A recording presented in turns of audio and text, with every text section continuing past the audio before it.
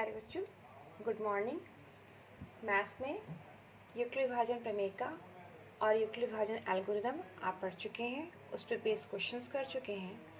अब हम chapter first में आगे बढ़ते हैं और बहुत ही इम्पॉर्टेंट प्रमेय अंकगणित की आधारभूत प्रमेय की बात करते हैं। ये प्रमेय आपके बुक में दी हुई है, अंकगणित की आधारभूत प्रमेय।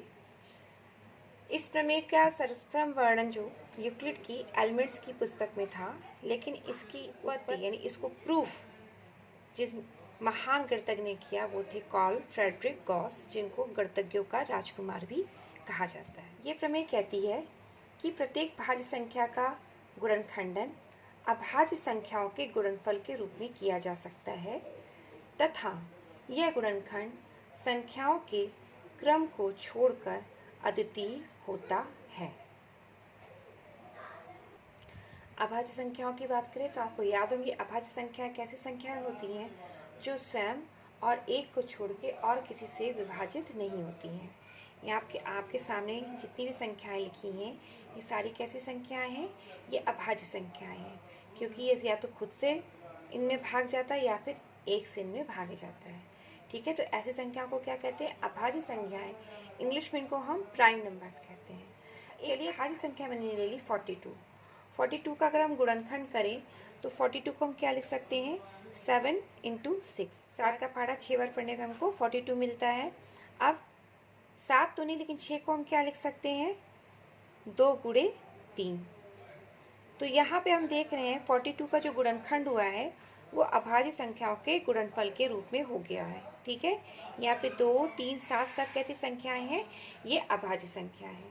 अब यहाँ पे हम अगर इसको 7 × 2 × 3 को हम क्या लिख सकते हैं? 2 × 3 × 7, या फिर क्या लिख सकते हैं? 2 × 7 × 3, या फिर 3 × 7 × 2। यानी हम इसमें से कोई भी क्रम ले लें, इनको गुणा करने पे हमको क्या प्राप्त होगा? 42। तो यही अंकगणित की आधारभूत प्रमेय कहती है कि प्रत्येक भाज्य संख्या का गुणनखंड अभाज्य संख्याओं के गुणनफल के रूप में किया जा सकता है तथा यह गुणनखंड अभाज्य संख्याओं के क्रम को छोड़कर अद्वितीय होता है। यानी आइए अब अंकगणित की आधारभूत प्रमेय के अनुप्रयोग देखते हैं, यानी इस प्रमेय पर आधारित कुछ प्रश्नों को हम हल करते हैं। एग्जाम्पल 5 आपकी बुक का है। क्वेश्चन क्या है? संख्या 4n पर विचार कीजिए, जहां n एक प्राकृत संख्या है। जांच कीजिए कि क्या n का कोई ऐसा मान है जिसके लिए 4 की घात n अंक 0 पर समाप्त होता है। 4 पे घात n चढ़ी है और n क्या कह रहा है? एक प्राकृत संख्या है। तो प्राकृत संख्या का अर्थ क्या होता है? काउंटिंग नंबर्स, एक से गिनती जो शुरू होती है। ठीक है, हम इस क्वेश्चन को जब सॉल्व करते हैं तो हम इस कॉन्ट्रडिक्शन मेथड जिसको कहते हैं, विरोधाभास विधि को हम लेकर चलते हैं। माना 4 की घात n अंक 0 पर समाप्त होता है। कई संख्याओं के विभाज्यता नियम पढ़े हैं, उसमें से 5 का विभाज्यता नियम क्या कहता है? यानी कोई संख्या 5 से कब विभाजित होती है?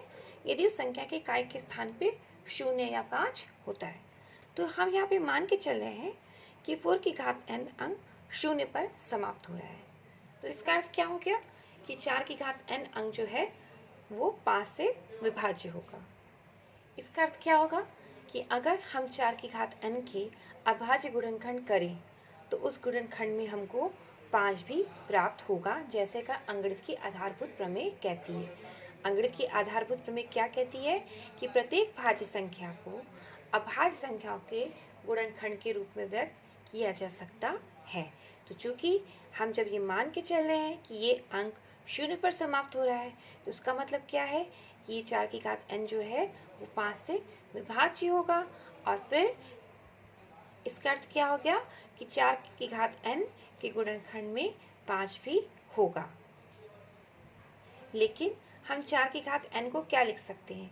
4 की घात n बराबर 2। 4 को क्या लिख सकते हैं? 2 × 2 और उस पर घात n है। अब यहाँ पे हम इसको फर्दर क्या लिख सकते हैं?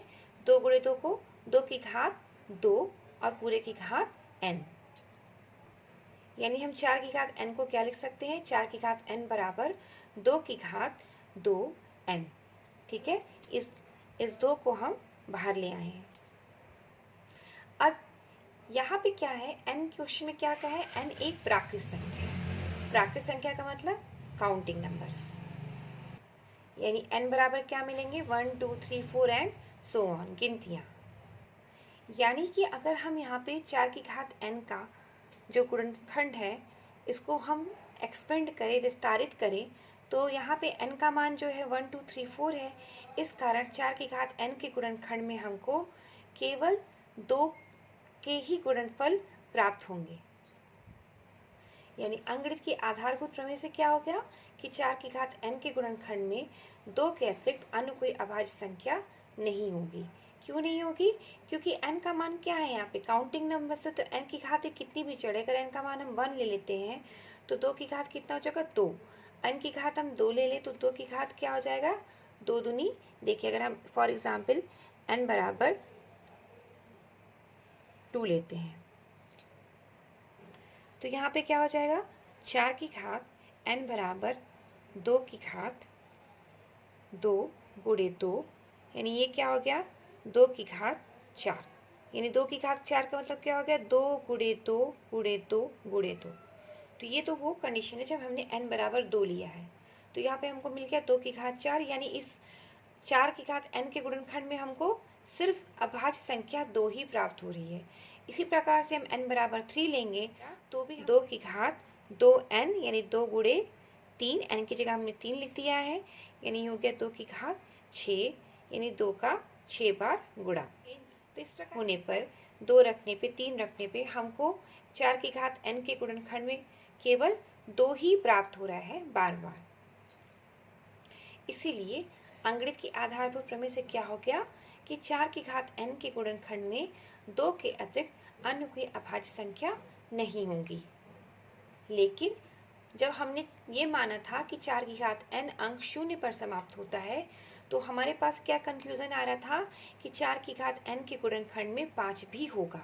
लेकिन अगर 4 की घात n को हमने विस्तारित करके n के मान सोचे, n के विभिन्न मानों पर देखा, तो हमने क्या देखा कि 4 की घात n के गुणनखंड में 2 के अतिरिक्त अन्य कोई अभाज्य संख्या नहीं आ रही है।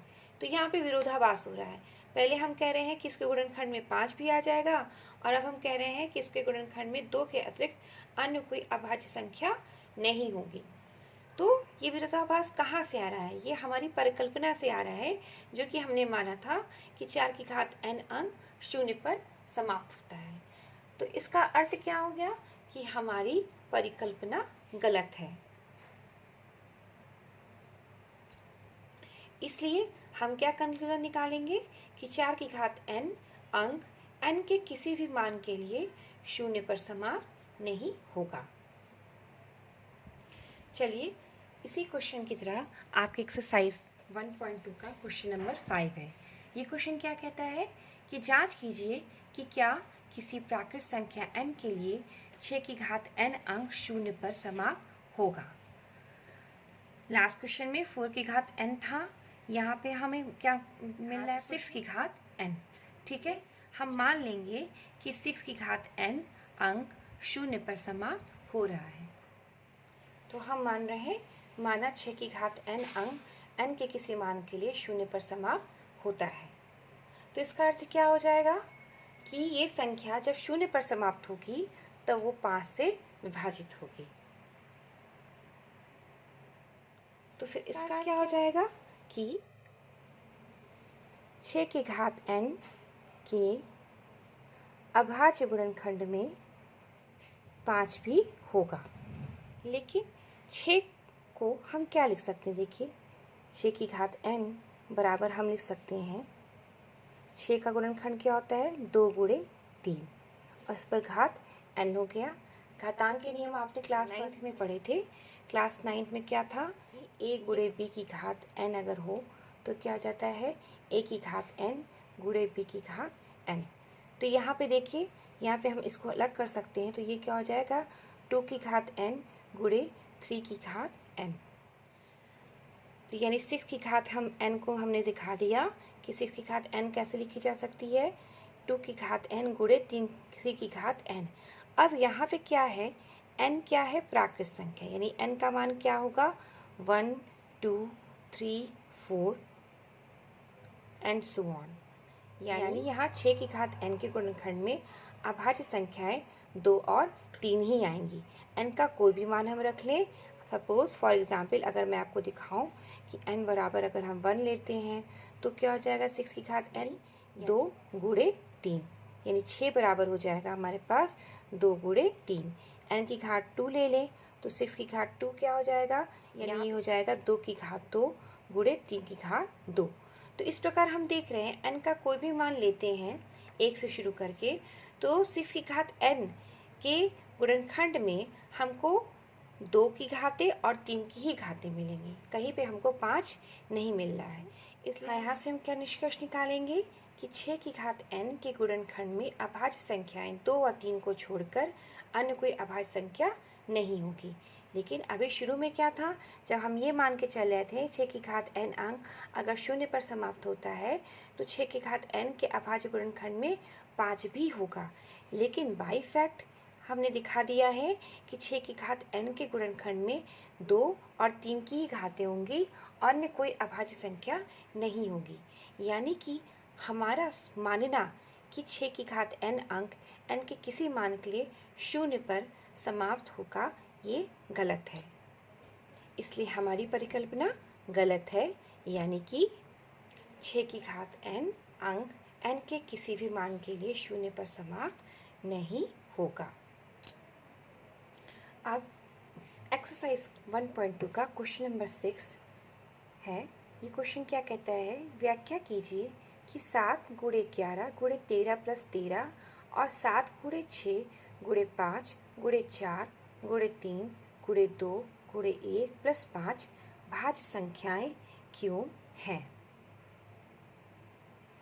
तो इस क्वेश्चन को सॉल्व करने में हम संख्याएं मान लेते हैं। पहली संख्या को हम x लेते हैं और दूसरी संख्या को हम y लेते हैं।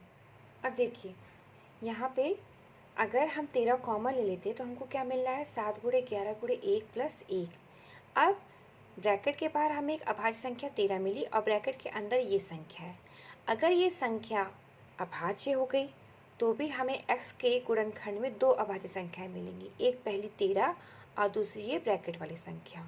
और अगर ये ब्रैकेट के अंदर वाली संख्या भाज्य होगी तो भी हमें ये संख्या जो हो जाएगी अंग्रेज के आधार प्रमेय से इसको हम अभाज्य संख्याओं के गुणनफल के रूप में दिखा सकते हैं। तो हमें हर स्थिति में हमको x का जो गुणनखंड मिलेगा वो अभाज्य संख्याओं का गुणनफल प्राप्त होगा। तो इसलिए हमारी पहली संख्या x कैसी संख्या हो जाएगी? एक भाज्य संख्या हो जाएगी। अब देखिए सेकंड संख्या ले रहे हैं y बराबर 7 गुणे 6 गुणे 5 गुणे 4 गुणे 3 गुणे 2 गुणे 1 प्लस 5। अब इसमें से हमको क्या मिल सकता है? 5 कॉमन मिल रहा है, तो अंदर क्या मिल रहा है? 7 गुणे 6 गुणे 4 गुणे 3 गुणे 2 और प्लस 1। ठीक, अब हम अंदर वाली संख्या को एक संख्या a मान लेते हैं, तो y बराबर हमको क्या मिल रहा है? 5 गुणे a। अगर ये ब्रैकेट वाली संख्या जो a है, अगर हम इसको मानते हैं कि अभाज्य संख्या है, तो y बराबर क्या हो गया? 5 गुणे a, यानी 2 अभाज्य संख्याओं का गुणनफल। ठीक है, तो अंकगणित के आधारभूत प्रमेय से क्या हो गया कि y कैसी संख्या मिल जाएगी हमको? भाज्य संख्या, क्योंकि अंकगणित की आधारभूत प्रमेय क्या कहती है कि प्रत्येक भाज्य संख्या अभाज्य संख्याओं के गुणनफल के रूप में व्यक्त की जा सकती है। अब एक दूसरी कंडीशन है कि अगर a जो है ये संख्या ये भाज्य संख्या है, तो भी y बराबर 5 गुणे a जो होगा उसको हम फिर से यहाँ पे एक भाज्य संख्या होने के कारण a का गुणनखंड हम किस रूप में कर सकते हैं? अभाज्य संख्याओं के गुणनफल के रूप में। तो अल्टीमेटली हमको y के गुणनखंड में अभाज्य संख्याएं ही प्राप्त होंगी आधारभूत प्रमेय से। तो इसलिए हमें y कैसी संख्या मिलेगी? एक भाज्य संख्या मिलेगी। तो इस तरह हमने इन दोनों क्वेश्चन संख्याओं में दिखा दिया कि पहली संख्या में भी गुणनखंड जो है वो हमें अभाज्य संख्याओं के रूप में प्राप्त हो रहा है, इसलिए पहली संख्या भी हमारी एक भाज्य संख्या है। और दूसरी संख्या में भी हमने दिखा दिया कि जो दूसरी संख्या का गुणनखंड है वो अभाज्य संख्याओं का गुणनफल प्राप्त हो रहा है, इसलिए दूसरी संख्या भी एक भाज्य संख्या है। तो इस प्रकार बच्चों आधारभूत प्रमेय का टॉपिक आज हम यहीं पे एंड कर रहे हैं। इसके जो मेन 2 एप्लीकेशंस थे, संख्याओं के गुणों का अध्ययन करना, वो आपने देख लिया। इन 3 क्वेश्चंस की अच्छे से प्रैक्टिस करिए। अब आधारभूत प्रमेय का जो सेकंड एप्लीकेशन है वो हम अगले लेक्चर में डिस्कस करेंगे। Till then, good bye.